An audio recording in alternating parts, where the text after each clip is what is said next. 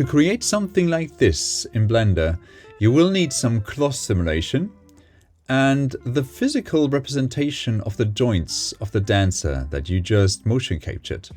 For the motion capturing, of course, you use interfaces server. And to create some instances of the joints of that scan, I'm going to show you a method to use a new plugin written by Lars.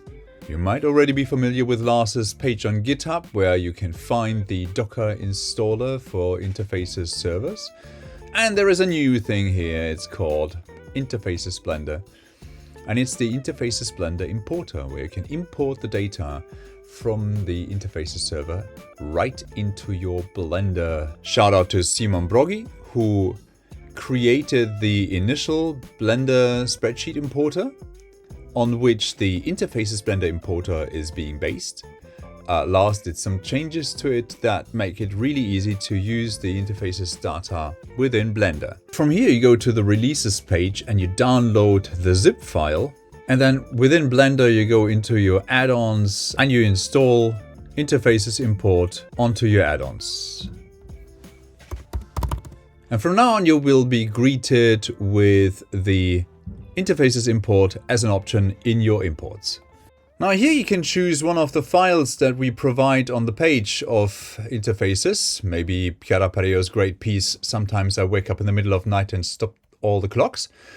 And we want to import 3 essential values. That's the X, the Epsilon, and the Z value of the joint names that we want to import. Now you can, if you want to, choose specific joint names. So only the joints will be imported that you choose. There is a helpful little picture with the names of those joints. It's written in capital letters in spite of the writing of Mediapipe's explanation. But we don't want to go there. We want to go the full way. So I'm going to import everything.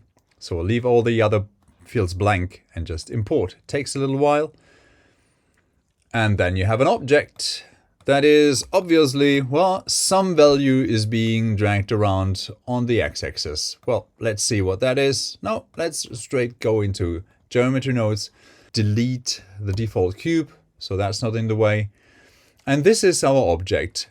In the spreadsheet, you can already see that there is all the values of all the joints, and there is some kind of index running here.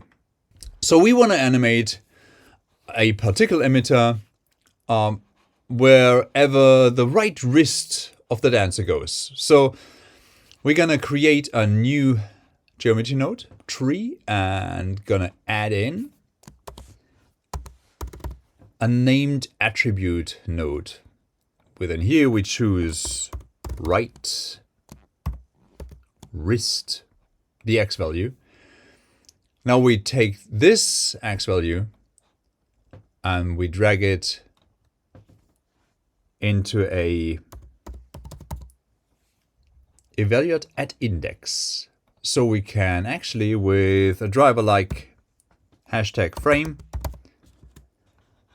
get the data at this particular frame.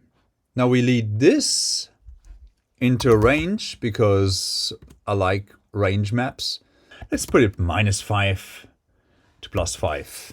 And now we combine those in a combine XYZ.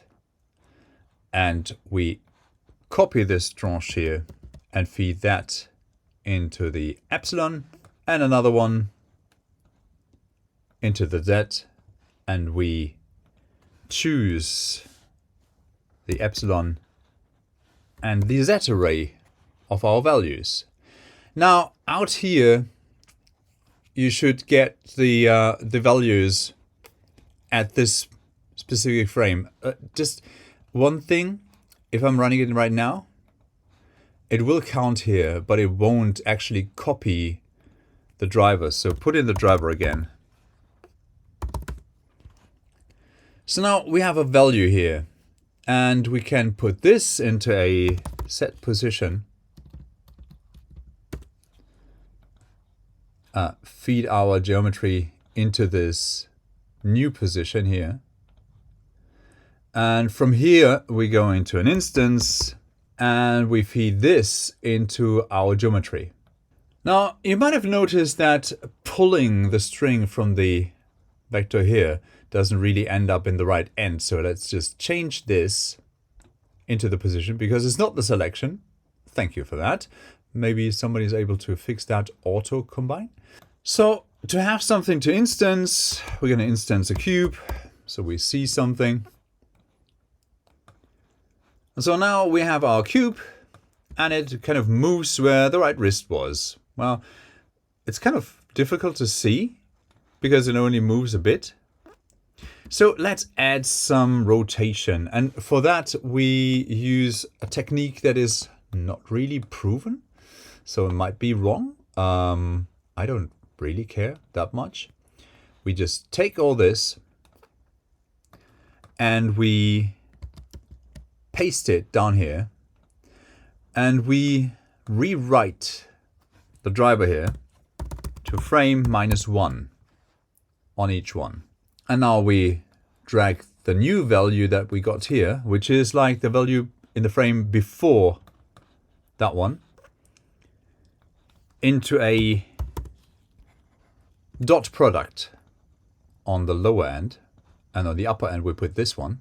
And we feed this into the rotation.